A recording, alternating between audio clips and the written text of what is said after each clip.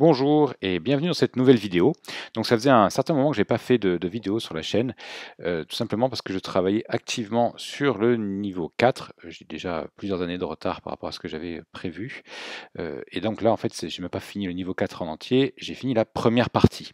Je vais diviser le niveau 4 en deux parties, parce que le niveau 4 est extrêmement conséquent, hein, c'est l'équivalent de 2 fois le niveau 3, et en termes de tarifs et de délai d'inscription, de durée d'inscription, ça faisait un peu, c'était pas pratique à faire.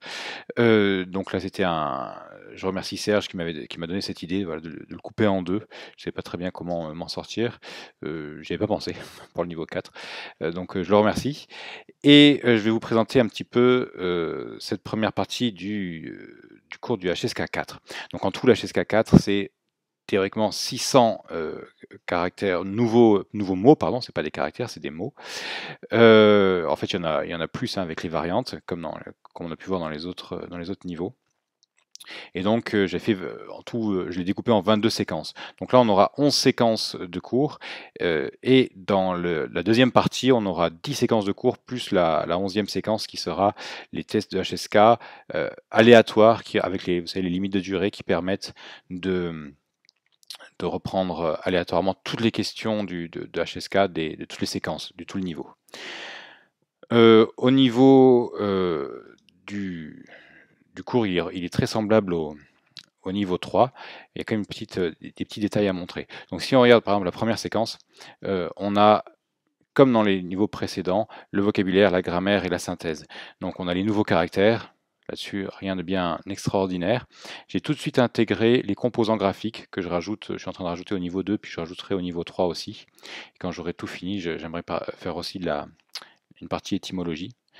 Donc là, rien de bien surprenant. Au niveau du vocabulaire, c'est exactement pareil que les niveaux précédents, sauf qu'il y a un peu plus de vocabulaire par séquence. Ça varie entre 30 et 40. Donc pareil pour les exercices, hein, d'entraînement oral, de mémorisation du vocabulaire, on a toujours les mêmes principes. Par exemple, là on a le son, puis il faut trouver le bon mot. Et pareil du caractère au mot français. Voilà. Donc le mot en caractère et puis le mot en français. Ou en anglais, parce que j'ai fait ce niveau-là directement en français et en anglais. Donc au niveau de la grammaire, là j'aurais un certain nombre de choses à dire. Pour les 5 premières séquences, c'est de la grammaire conventionnelle. Donc comme on a pu voir dans les niveaux précédents. Par contre, si je regarde à partir de la séquence 6, vous voyez, hop, il n'y a plus cette partie grammaire dans la présentation.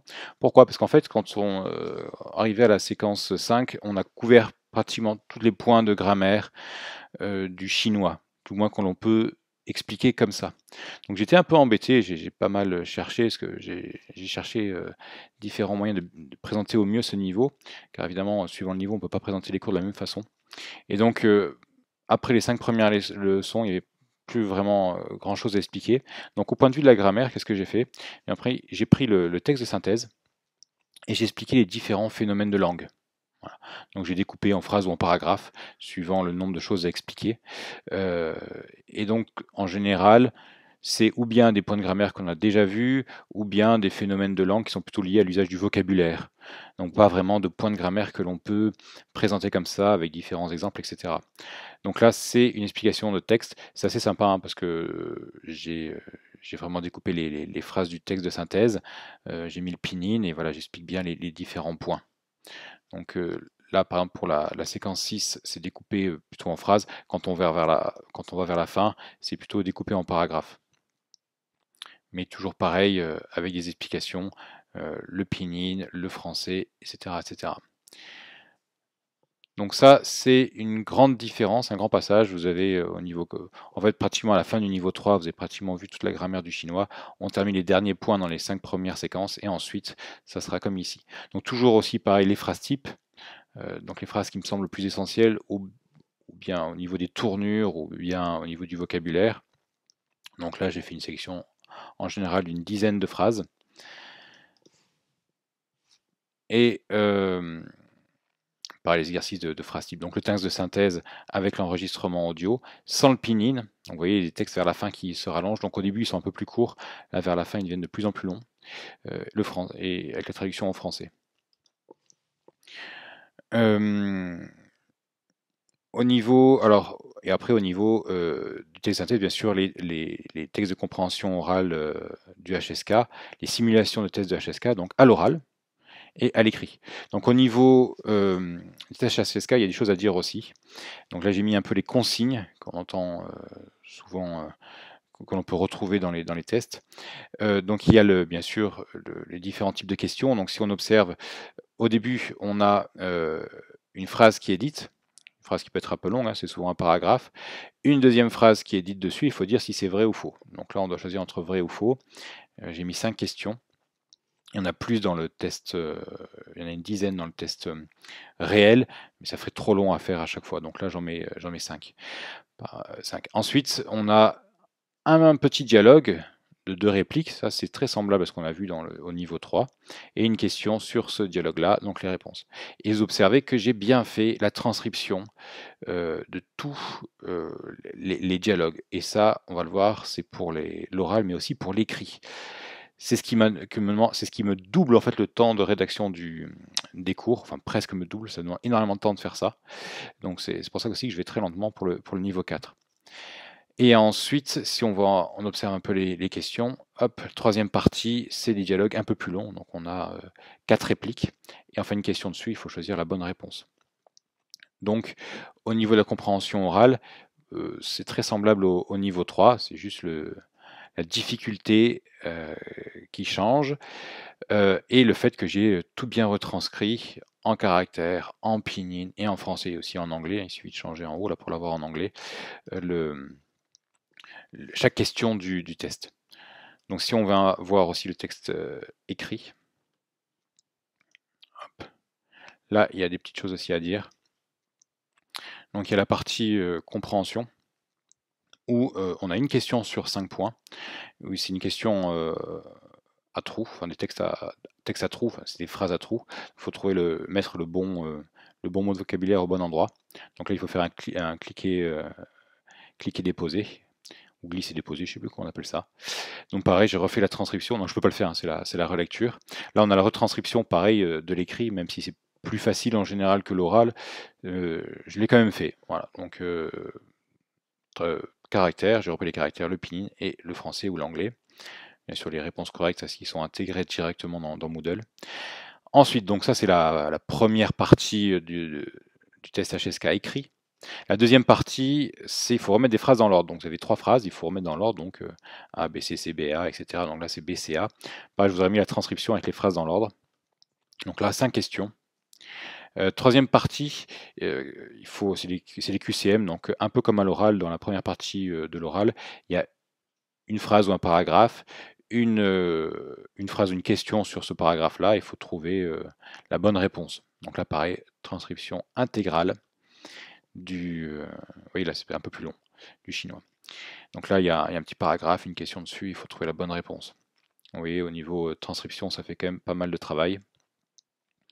Et enfin, la partie en fait écriture. Donc la partie écriture, ça rentre à partir du niveau 3. Niveau 4, dans la partie écriture, il y a 2 parties, là c'est première partie. J'ai pu mettre que la première partie, parce que la deuxième, en fait, il faut écrire des phrases par rapport à des questions. Donc ça, j'ai pas pu l'intégrer. J'en reparlerai plus précisément quand je ferai la deuxième partie du niveau 4, quand on fera les simulations de test HSK aléatoires.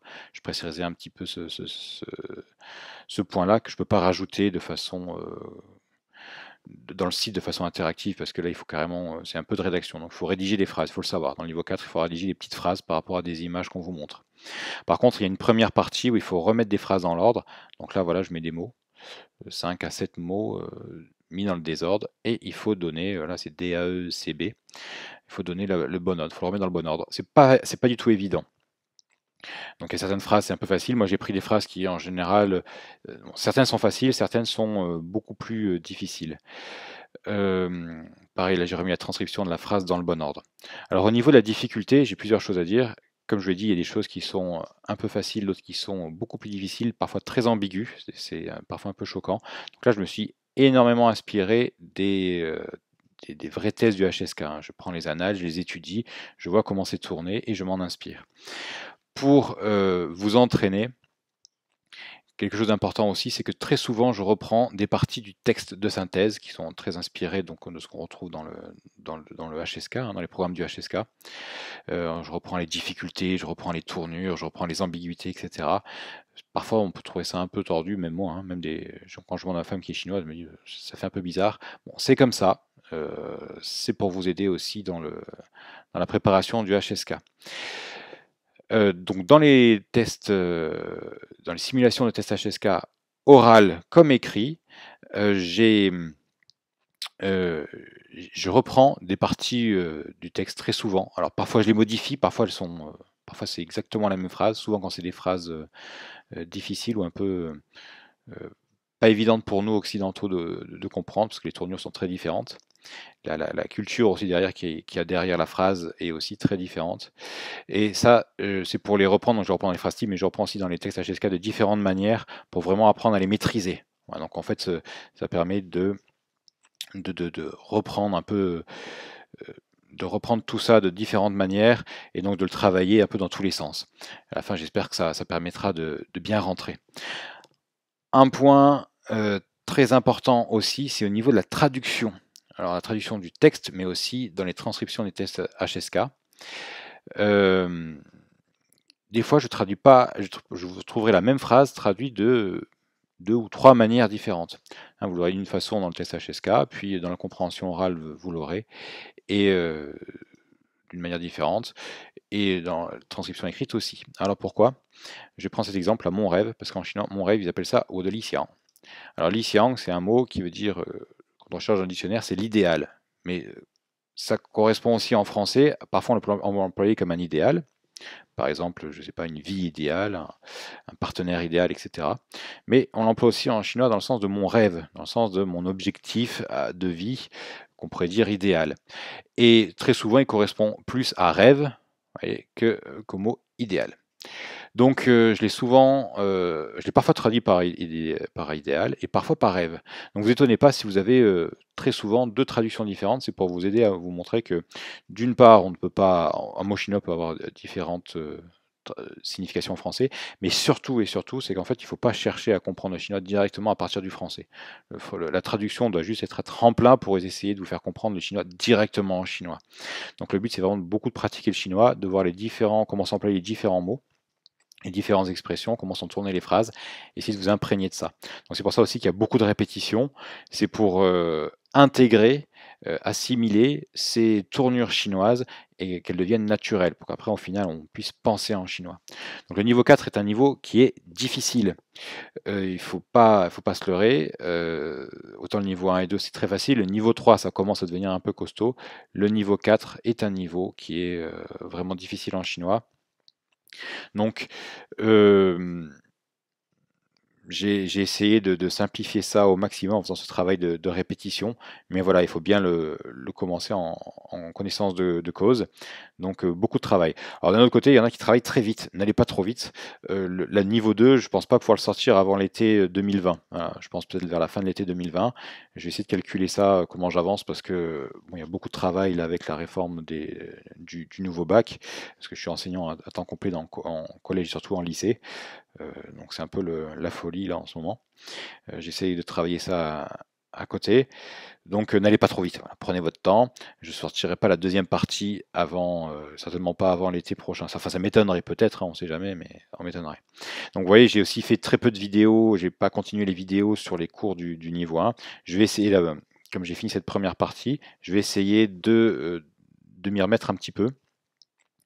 Petit à petit, je vais voir si j'arrive à progresser en faisant quelques vidéos d'un côté et puis d'avancer sur la deuxième partie du niveau 4 de façon assez régulière.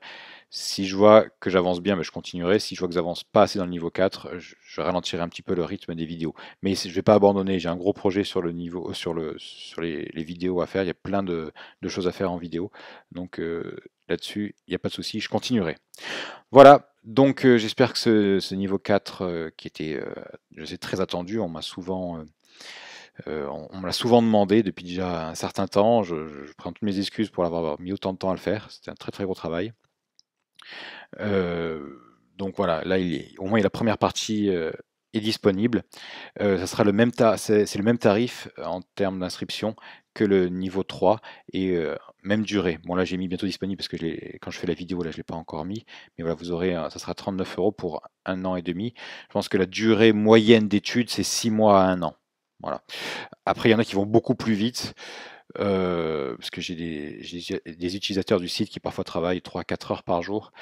Bon, ne le faites pas en 3 mois. Voilà, vous n'aurez pas la deuxième partie avant au moins une dizaine de mois, enfin 8 à 10 mois. Donc prenez votre temps. Voilà, n'hésitez pas, c'est parfois bien de prendre son temps. Voilà, donc si vous avez des questions, n'hésitez pas à les poser dans les commentaires ou sur le forum en français qui est pas mal utilisé sur le site. Voilà, j'espère que cette vidéo vous a plu et je vous dis à très bientôt, j'espère.